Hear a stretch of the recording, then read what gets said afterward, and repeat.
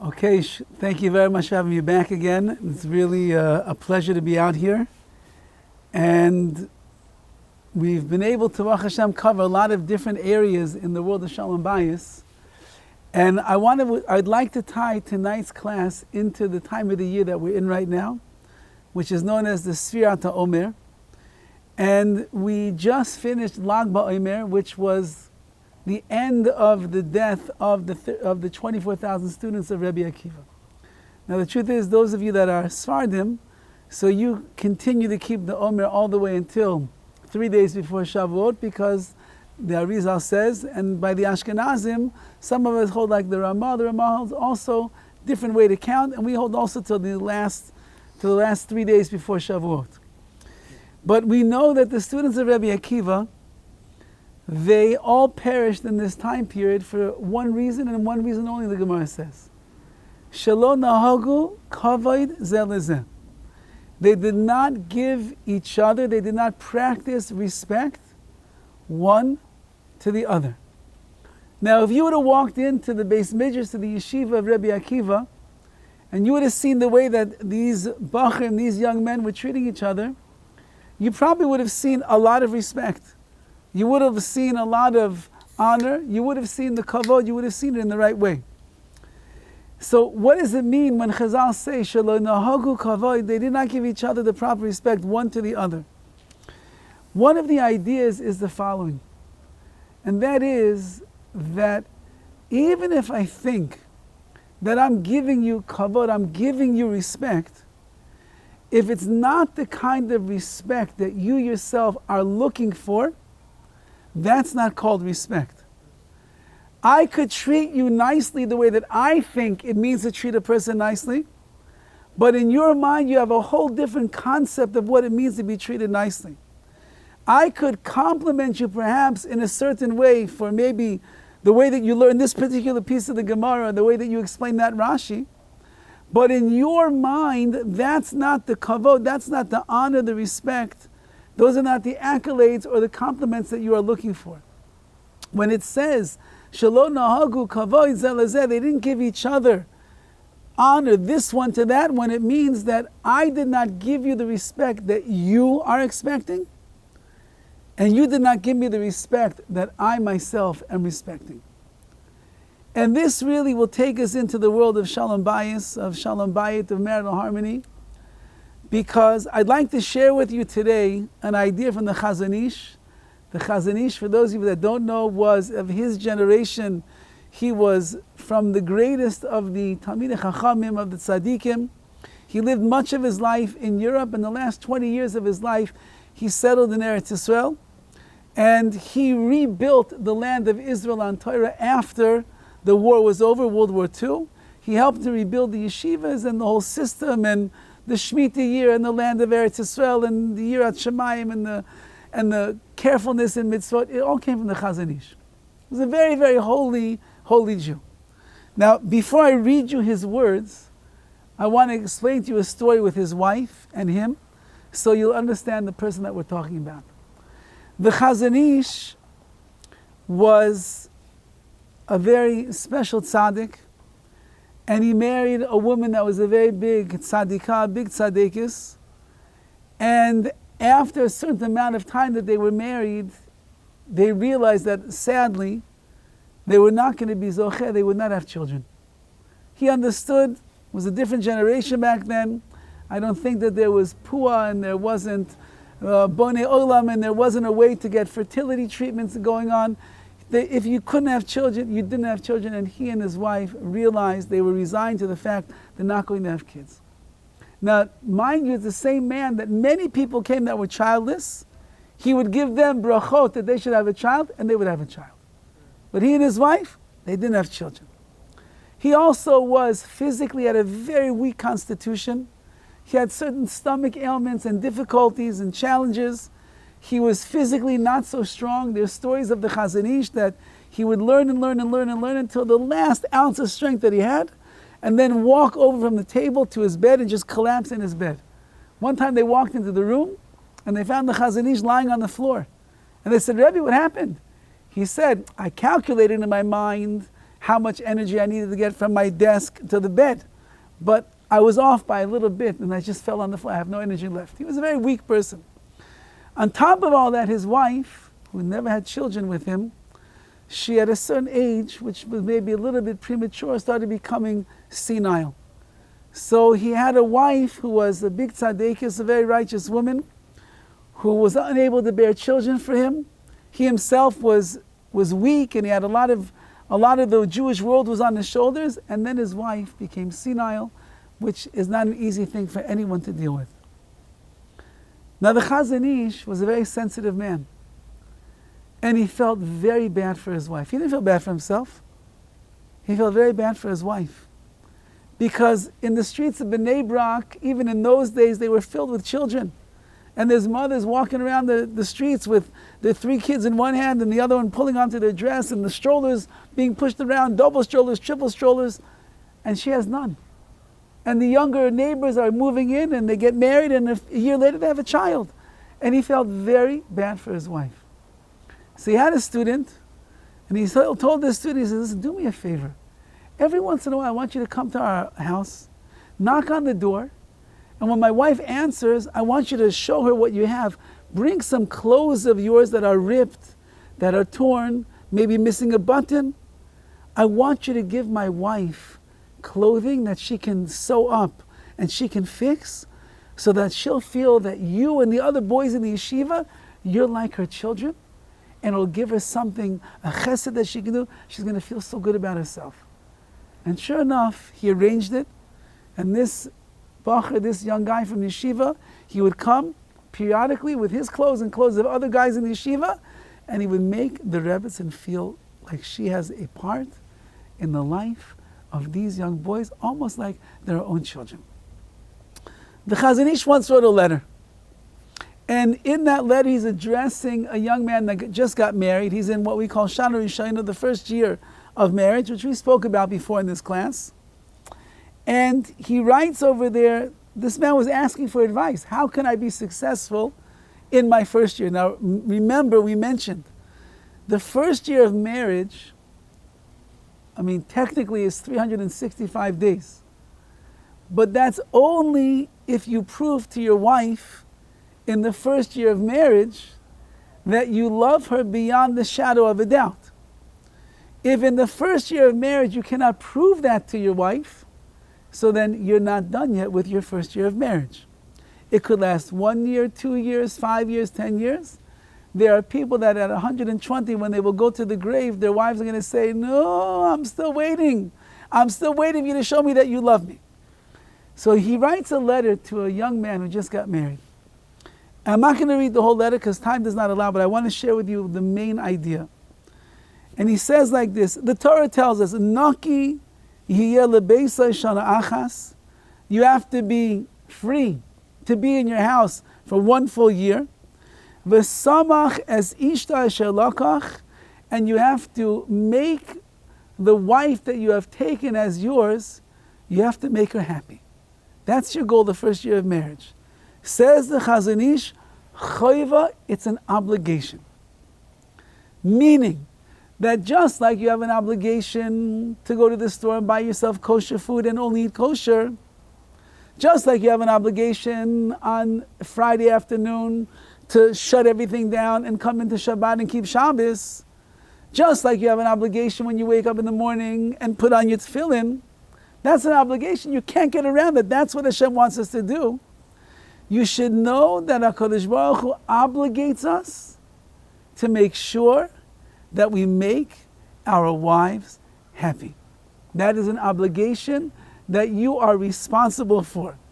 Now the Chazon Ish explains, Keitzad misamcha.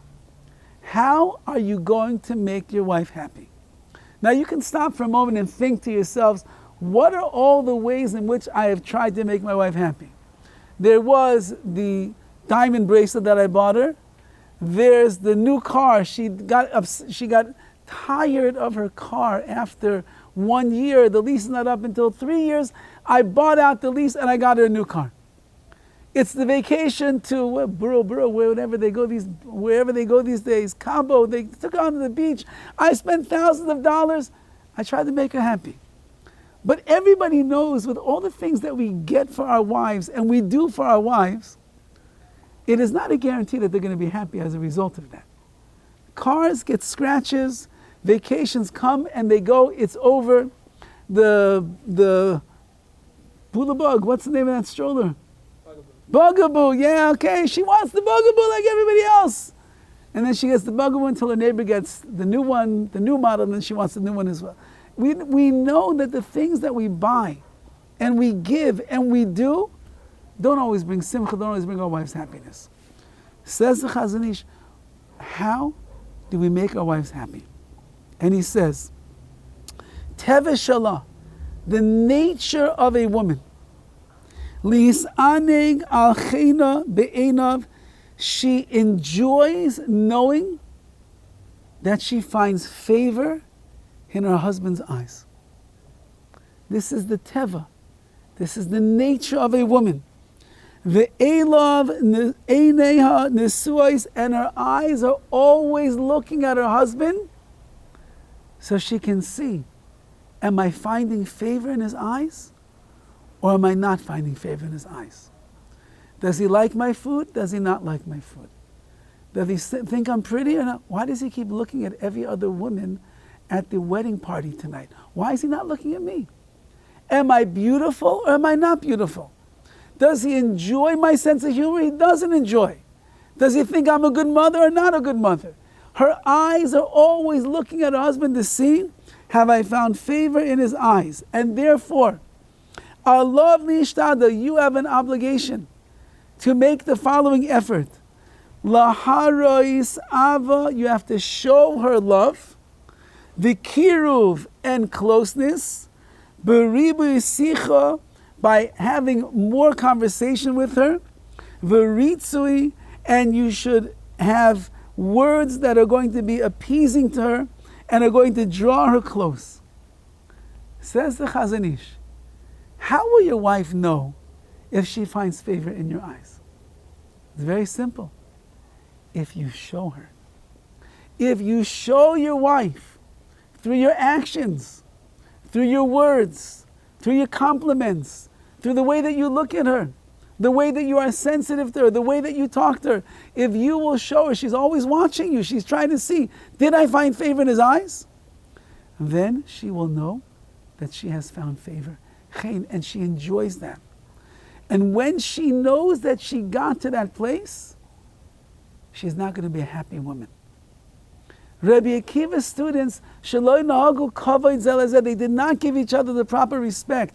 Meaning, what I thought was respectful to you, you had something else in mind.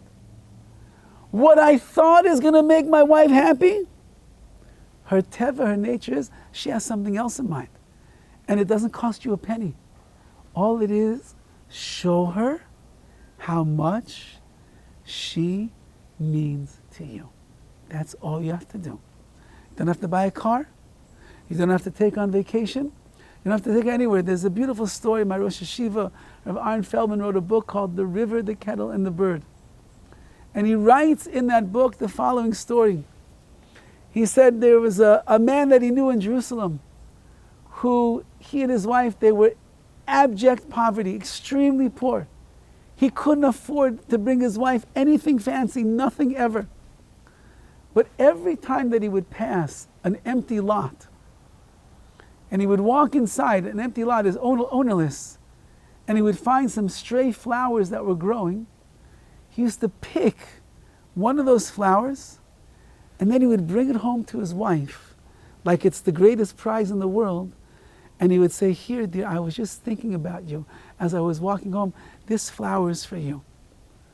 He said they had no money, but they had the most valuable Shalom Bayis in the world. Because his wife knew that he was always thinking about her. Says the Chazon Ish, if you think about your wife, and you show your wife how you feel about her, and you express to her the love that you have for her, then you are tapping in to her true nature, which is to enjoy knowing that she finds favor in your eyes, and then mesamcha, you are going to make your wife into a happy wife. And this is brought down by Rav Chaim Friedlander, who wrote one of the first major works on Shalom Bayis for men. And he explains over here the following idea. And that is that every woman is an Ezer Kenegda. They are a helpmate. But what does it mean that she's a helpmate? Not that she just wants to help you, but she wants to know that you are appreciating what it is that she is doing for you. She wants to know that you appreciate the fact that Hashem brought the two of you together, and she is your other half, and you're becoming together as one. And that what she has, her strengths, complements everything that you are. And how does she know that? It all depends if she's going to, if you're going to show her. A woman is always hoping. She wants approval ratings from her husband. You know, the president has not been doing so well in his approval ratings. Today they announced, he's off the charts, 55%. Now you can go to sleep tonight, he can rest easy because he just climbed the 50% threshold. A wife wants to know that she's holding somewhere between like 89% and 100% approval ratings from her husband. She's waiting, she's looking. Is she a good helpmate that is satisfying the will and the needs of her husband? And therefore he writes like this. She's always looking to her husband. She's listening to his words. She's seeing his actions. She's seeing the smile on his face. She doesn't like when you make those sour faces at her. She doesn't like when you come home and you're stressed out and you don't talk to her. She doesn't like when it's the night that is your anniversary or a mikveh night and you just totally forgot about what you're supposed to be doing. She doesn't like that. She's looking to see. She's looking to find out. Are you thinking of her? Do you care about her? Is she on your mind? Are you sending her text messages throughout the day with one of those emojis with the big bulging hearts coming out of your eyes saying, I'm just thinking about you. Can't wait to come home for dinner and spend time with you tonight. If you go a whole day and you don't talk to your wife once, or you don't send her a message once, so your wife begins to feel like he's so busy, he has a whole other life, he has an alternate universe that he's a part of, where do I fit in? Says Rav Chaim Friedlander the following idea. V'ba al sipuka v'tanugeha kasher moitza isha l'metzias chen be'enav. Her only satisfaction in this world is when she knows that he approves of her and that she finds favor in his eyes. That's what she's looking for. Now, I'm going to skip around a little bit over here, and he brings down from the Stipler. Anybody heard of the Stipler before? Heard of Rav Chaim Kanievsky? He was the great tzaddik who passed away a few years ago.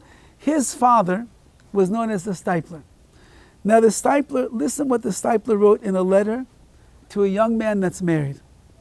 Ki yadua, it's known. Iker tikvas ha'isha ba'alamahi, the main hope that a woman has in her world.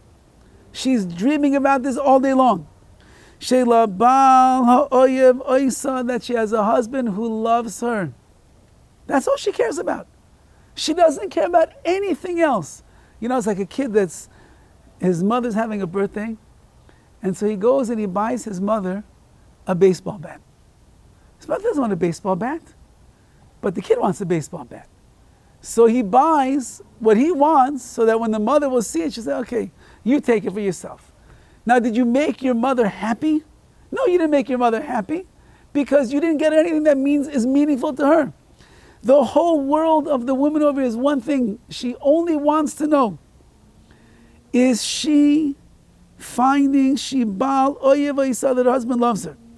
Now listen to these words, and maybe you'll begin to understand why sometimes your wives are not always the happiest women in the world.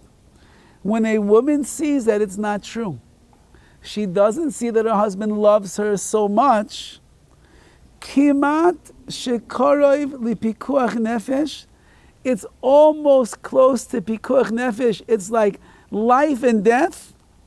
Miroiv tsar v'yogain ala yoisel gamudu ka'amonas chayos, because of the tremendous pain and agony that she has of her loneliness, that she sits like an almana, like a widow. She's married. You're nice guys. I'm sure you put a nice roof over her head. She's got the credit card. She goes and buys clothing for herself. She goes out with her friends to get her bubba, whatever they call those drinks these days, on Tuesdays with her friends as they go walking, either the baby or the dog, whichever one it is. So she's got everything. But if she doesn't know that you love her, she feels like an almana, like a widow. Pikuach nefesh, it's like her life is in jeopardy. The world of a woman, who abal she'oyev oisa, is that her husband loves her. Zukol tikvasa uvitzipusah, this is all that she hopes for and all she dreams of. And if the husband doesn't give her the approval of this, that he really loves her, her world has gone dark. Dark. I sometimes have husbands and wives coming to speak with me, and the husband thinks that he has taken the greatest care of his wife. He's given her whatever she wants, whenever she wants, however she wants. And the wife is sitting there and she is crying her eyes out. And he's like, I don't understand what is wrong with her. I've given her everything. Do you know how much that sheitel cost? Do you know how much that ring cost? She wanted a new car, but you know how much I've spent? And she says, do you love me? Of course I love you, I gave you. Do you really love me? If you really love me, so then why did you scream at me last night and call me names? If you really love me, then why weren't you home last night when I came home and I wanted to talk to you? If you really love me, when I asked you, could you help out with the kids in the morning, I never can find you. If you really love me, why did you forget my birthday again? Just because you bought me the present afterwards, why can't you remember on the day of my birthday? Says the Stipler, when a woman is not feeling that she is loved by her husband, her whole world goes dark. Now he writes over here, Ein gedoleinu magzimin, our giants of Torah, the tzaddikim, they don't exaggerate. And if the Stipler writes, Korov lepikuach nefesh, that a woman who doesn't feel or know that she loves her husband, it's like life and death, hadvarim heim kavyasam, that's exactly the way that it is. And it must be because the Stipler had many people that came to him and he saw with his own eyes a woman who feels unloved by her husband. She feels like she's close to death, which is a terrible thing. Nobody wants to kill their their wife. Nobody wants to know that you're driving her crazy. Nobody wants to know that you're causing her so much pain. We didn't get married to cause our wives pain. We got married to make them happy. That's the chayv, that's the obligation. How does one do that? Just show her that you love her.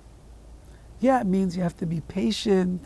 It means you have to be understanding. It means you have to be present. It means you have to put down the phone when you walk into the house and stop looking at all the scores and everything. It means, yes, you have to look at your wife in the eyes and say, hi, dear. How was your day? And then she says, how was my day? And the tears start running down her face. And you're like, I just asked you a question. I'd like some dinner right now. No. Then you have to go to the couch and you have to listen as she tells you how her day was, how hard it was. She went to the coffee shop and her friends all got exactly the latte that they wanted. When she got there, they ran out of all the vanilla syrup and she couldn't have it. It was a horrible day. and you sit there and you listen. Wow, I'm so sorry. And then she knows how much you love her. But if you can't be present, and you can't show her, and you can't be there for her when she needs you, then she doesn't know. And he finishes with these words, and Ima isha nishberes nafshis. If a woman's spirit is broken, he naifeles b'dakain, she could fall into depression. V'naseis pegia l'kol minei machleis chasvam, she could end up being like opened up now to all terrible, God forbid, sicknesses that could come her way. Why does your wife always have a headache? She's always got a migraine. Why? You gave her a migraine every single day, that's why. How come every day she's complaining about another ache and a pain? Because you're driving her crazy. Says the Stipler, you should know how sensitive and delicate your wives are. You have to know that. And they crave one thing. They crave approval in your eyes. You're the only one in the world that can give her that approval. Nobody on the street, not a friend, not a father, not a mother, not a brother, not a sister, nobody else. Her teva, her nature is, she wants to know every single day, he loves me. How does she know? How do you look at her? How do you talk to her? How do you treat her? You come home. Now, he writes in many other places, we don't have time to go into it, but it's important that you are doing things that are her language, are the covet, are the honor that is to your wife. And if you don't give her the respect that she expects to receive, then no matter how much covet, how much honor you think that you're giving her, no matter how many things and objects you are putting into her hand, no matter how many credit cards you say, take the credit card, no problem, whatever you want, that's not what she's looking for. Our mission in this world is to make our wives happy. And the only way that she is going to be happy is if she knows you are happy with her. That's how you talk to her. It's how you treat her. It's how you're there for her. It's how you're empathetic, how you're sensitive, how you're understanding, how you don't forget birthdays. You can't forget the birthday. You know, I celebrate the Hebrew one, that's why I didn't celebrate it. Yeah, I do. No, it doesn't. If you know already, she's expecting on May 25th, her English birthday, to be wined and dined, then you better make sure that you take care of her on May 25th. It's not going to work on Ches, on Chaf Iyar. It doesn't work like that. Says the Chazon Ish, a man that was extremely sensitive to other people's feelings. The best and the only way that you're going to be a good husband is if you become sensitive to your wife's feelings. And her ultimate feeling and her ultimate pleasure in this world is she wants to know how much you love her. You could do it. And that means, as we've spoken about before in this class, that a person has to compliment his wife. He has to see the good in his wife. He has to find the good in his wife, even though there are some days it's difficult to find. But if you look with an eye in tova, with a good eye, you will certainly find things. I want to share with you words of Rabbi Akiva. Rabbi Akiva, who again, these are his students, Shalom, they didn't give the proper honor one to the other. He speaks about husbands and wives as well. Rabbi Akiva Omer. Rabbi Akiva says, this is in Masechta Derech Eretz. Rabbi Akiva says the following: Hasayenes ishtoi, someone who hates his wife, harizeh k'sheifech damim, he's like someone who is spilling her blood. He's like a murderer. The same thing that the disciple is saying. If your wife does not feel loved, she's going to feel despised. If she doesn't feel appreciated, she's going to feel unappreciated. If she doesn't feel that you love her, she's going to feel that you hate her. And if she feels that you hate her, you have just destroyed her. And then God forbid, the things that could end up happening to her.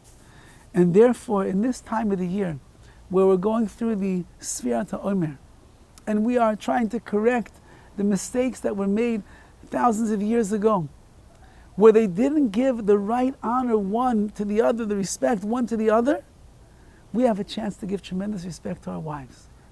But it's the respect that they are expecting to receive. And the only way to do that is show them how much you love them, you care about them, you accept them for who they are, for what they are, with all the faults. You love them more than anybody else in this world. I want to leave off with a story that could be that I told over in this class before, but it's worthwhile to say it again. Years ago, when my wife and I were in Shana Rishona, so I had a Rabbi whose name was Moshe Eisman, one of the Rabbeim in Ner Yisrael. And my wife and I were once, I think, by a chassan or by a wedding, and we saw Rabbi Eisman and his Rebbetzin, who were elderly people at the time. They were already about 75 years old. We saw the way that they were treating each other and talking to each other, and we saw that it was like a couple of Shalom Bayit that it's rare to find. 50 years probably married already at this time, and they were so loving to one another, and they were so endearing to each other, and they were smiling and they were laughing, and you could see an enormous amount of mutual respect. So we decided, it would be such a nice thing. We're in the early stages of our own marriage. Let's go spend like a Shabbos. Let's go spend Shabbat at their house, and we'll just bask in their glory of Shalom Bayit the entire day, and we'll have so much that we'll be able to learn. So we called them up. We asked if we come for a Shabbos. They said with pleasure. And we did. We spent an amazing Shabbos there. And sure enough, it was beyond what we could have imagined. We were sitting at the Shabbos table. They're both very brilliant people. And Rabbi Eisman is saying over the Dvar Torah on the Parsha. And his wife, she was feisty. She was also into it. And she began to spar with him. And they're going back and forth. And then they're laughing with each other. And they're smiling. And he's complimenting. And it was beautiful. And the way they treat each other, the way they talk to each other, the whole Shabbos was just amazing. At the end of Shabbos, my wife and I realized we just witnessed a couple that is not your average run-of-the-mill couple. They're like on a level of Shalom Bayis that's above and beyond what we've ever seen before. So I said to my wife, go and ask the Rebbetzin, what is the secret to their Shalom Bayit? 50 years. They look like they just got married. Like a bride and a groom, Chatam v'Kala, the first few months at least, they're always looking at each other with these googly eyes that are like rolling in their head, and they're giggling and they're laughing, and it's so cute. I'm telling you, they were 50 years married, and they were googly eyes, and they're laughing, and they're just as cute as a young couple. So my wife asked the Rebbetzin, what's the secret? And she answered immediately, those things that other people see in your spouse as being their biggest chesaron, their biggest deficiency and fault, you should look at them as their greatest maila, their greatest strength. And if you will always see the thing in your spouse that others see wrong as being right and being a positive, then your spouse will always find favor in your eyes. And then you will be able to show them how much you love them, how much you care about them, how much they mean to you, and how you accept them and embrace them and cherish them for exactly who they are. When you convince your wife of that, you have succeeded in what it says, V'samach es ishtoi, you have made your wife the happiest woman in the world. And then you fulfill your chayva, your obligation, and then you can go on to the second year of marriage. Even if you're 5 years in, you'll be able to start the second year after that. So it's really the happiness of your marriage. I know you like it when we speak that it's all about the women. He's saying very clear, your happiness in marriage, your wife being the happy wife, it's all is up to you. And in Mitzvah Hashem, you should all have tremendous siyata d'shemaya. Rav Dessler writes that any mitzvah that HaKadosh Baruch Hu gives us in the Torah, Hashem will give us siyata d'shemaya, heavenly assistance, to be able to fulfill that mitzvah. So if there's a mitzvah in the Torah to make your wife happy, then you should know Hashem is on your side, and He's going to give you siyata d'shemaya, that you'll be able to perform this mitzvah in the best possible way, and show your wife, and prove to your wife, and convince your wife beyond the shadow of the doubt. You love her no matter what, and with that she finds favor in your eyes, and then she's the happiest woman in the world.